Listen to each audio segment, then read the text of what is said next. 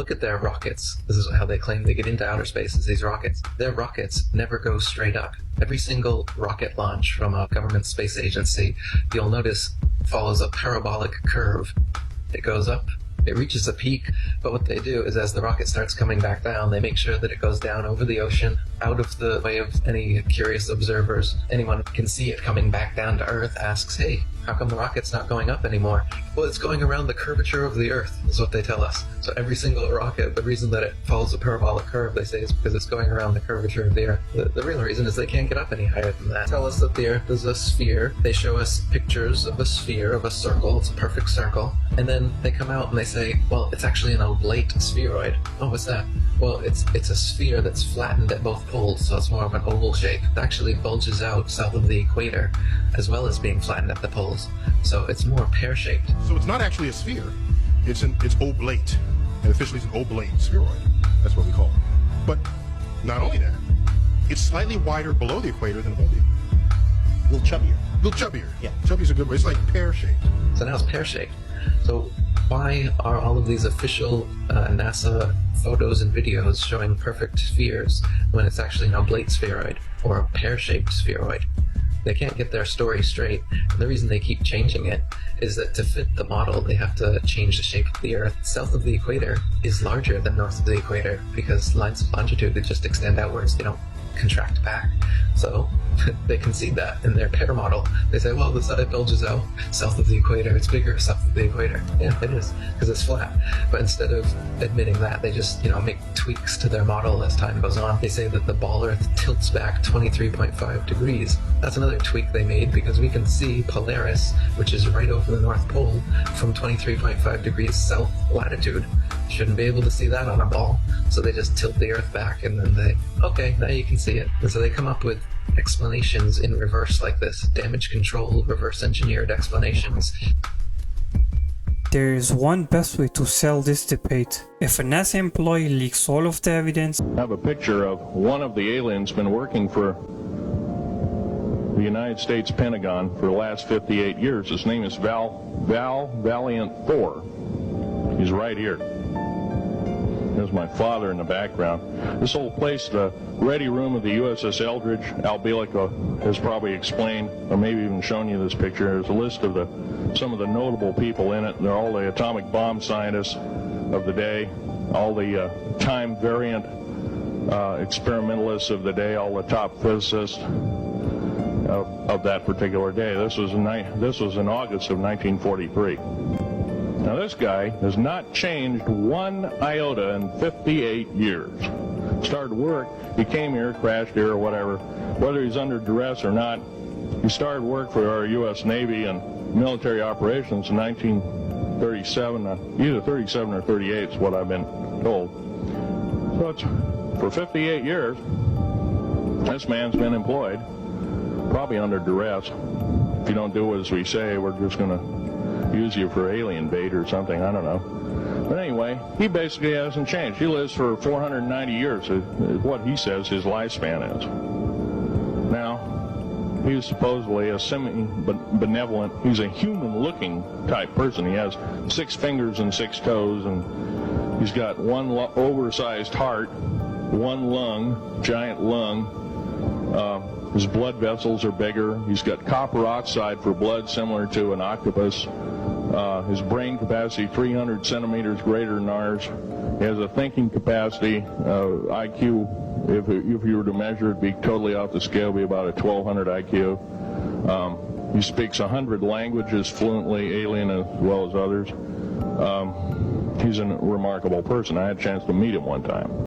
so at first I was like, he got so much information just by meeting him one time only. But looks like there's a whole backstory behind this. There was a theory Jay-Z is actually a time traveler. Did you see about this? Oh, I seen the picture. I seen the picture. Yeah. Wait, no. But there was also other evidence though. There was a picture 20 years ago where Jay-Z was standing up with a white t-shirt, right? Yeah. And the graphic on the t-shirt was literally the picture that the same picture that he was in the Simpsons t-shirt. Yeah. Where he's sitting on the thing. So 20 years later, Yeah. Same thing. So everyone's like, oh yeah, people can read. He probably just recreated the photo, which is valid evidence, which I get. But everyone knows about. I think in Harlem, in I think around the 1800s, there was a picture of Jay-Z, a guy that looked exactly like Jay-Z Where? What do you mean? in Harlem. You don't know this? No, I don't think I've seen this one. Does this guy not look like fucking Jay-Z to you?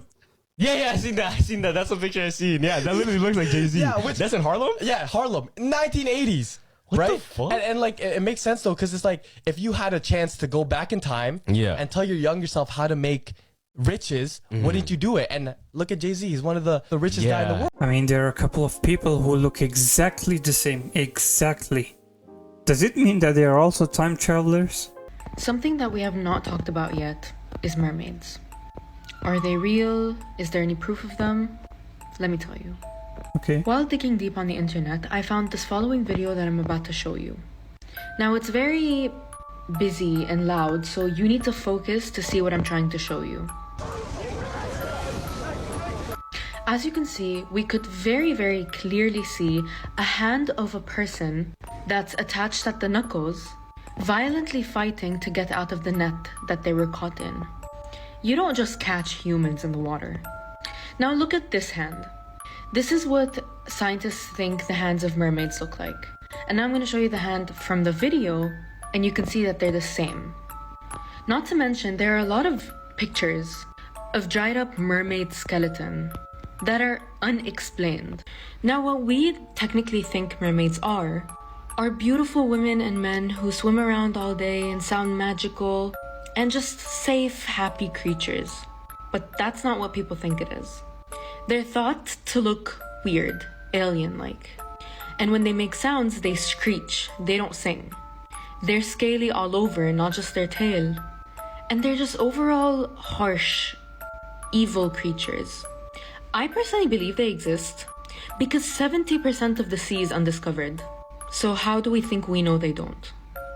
Tell me what you think. Well, I think the same.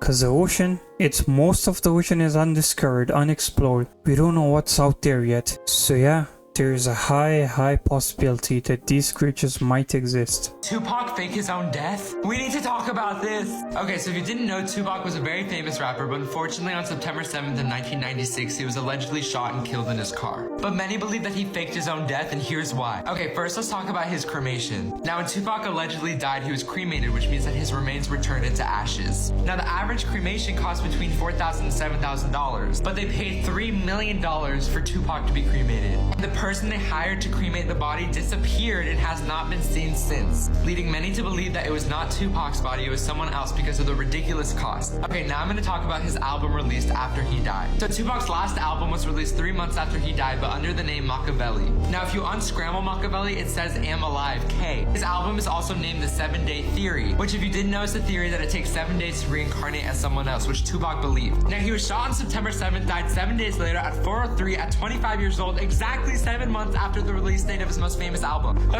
Oh shit, he exposed Tupac so badly.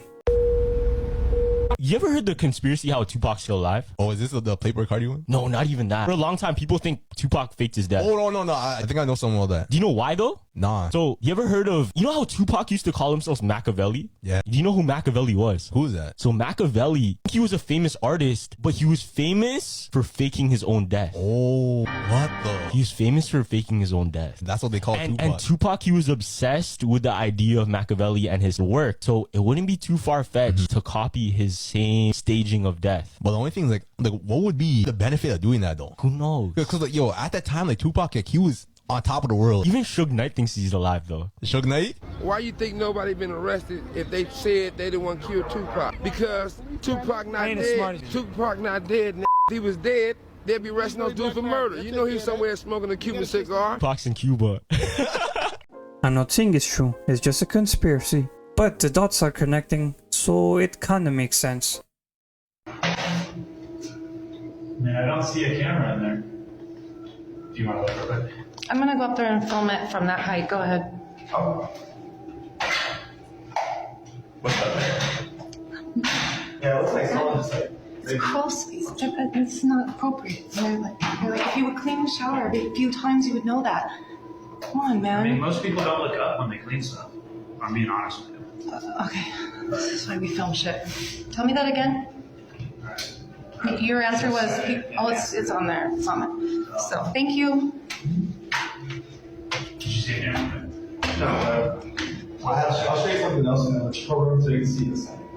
Because you can't walk on this. You can't walk on it. We're not worried about people looking through here. No, I mean that is a whole lot of weirdness. I mean, how would this hole get made from the inside when it's poking downward? Baseball player, and another guy is getting interviewed by a lady, and the guy swings and hits the ball towards their direction, and the guy, without looking while getting interviewed, goes, "Psh, I seen a video on it." Everyone remembers there being a white blonde lady. Yeah. I saw this. You saw that? I saw this. It's actually a black lady with black hair. Mandela. Mandela That's effect. crazy. I don't know if there's another like video that does this same thing, but there's gotta be, because I deadass thought Show it me was the a video blonde. again. That's a black lady with black hair, fam. I remember what I remember seeing. Yeah, it looks different. I remember a blonde interviewer. I remember she was wearing a pink dress, Yeah. blonde hair, but I don't remember it being a baseball. I remember it being a football. Oh. I remember hockey. What the fuck? I thought it was How are hockey. you supposed to catch a puck? No, there was a You're puck. not gonna catch a puck. No. Comment down below. It was a puck. I think there was another video with a How puck. you gonna catch a puck, fam? Yeah, he slap shot. He goes like this. I have another theory. Okay. Spoiler: in Guardians of the Galaxy 3, it's the first time we hear Groot. No, I was gonna say Groot say, I love you guys. he spoke English, right? I have a theory. The reason he said "I love you guys" isn't what we think. Oh, okay. This is So we think it's because he learned English, right? yeah. That's what we think. Check this out. Gamora, in the beginning of the movie, she couldn't understand Groot. Yeah. She was like, "I am Groot." Like, y'all are making it up, right? Yeah, She's like yeah. that. At the end of the movie, Groot goes up to Gamora and says, "I am Groot." And then she goes, "Oh yeah, I'll be there in a second." And then she stopped. She's like, "Wait, I can understand you." Yeah. So theory, Groot, I think the more time you spend with him, more you can understand, and it translates to English or whatever language that you're accustomed to. At the end of the movie, when Groot said, "I love you guys," Literally to everyone. nobody was like shocked and shit. Nobody was shocked because it just sounded like that in their head. But what he actually said was, "I am Groot." This is a crazy one. That the Sweet Life on Deck universe is part of the Illuminati. Whoa. You seen this Nah. one? So on the chalkboard behind Cody in one of the scenes, Yeah. it's spelled out Illuminati. Right? Oh, shit. And Zach was having problems with girls. And so Cody was like, "Okay, yo, for every time a girl asks you a question, always say the number 6. Oh, why? Right? And then he was like, Because when dealing with women, it's the perfect answer to any of their questions. How many girls have you dated? 6. "Okay, yo, what do you think about that girl over there?" "A 6. And how pretty do you think that girl is? 6. What dress size do you think I am? 6. Yo, what the hell? That's 666, and then it ended. It ended just like that, fam. 6 never gets you in trouble. I love 6. And he was explaining the importance of the number 6, Cody, to Zach. See, yo, there's some shit with Disney, fam. There's some shit with Disney and Illuminati, man. Disney is crazy.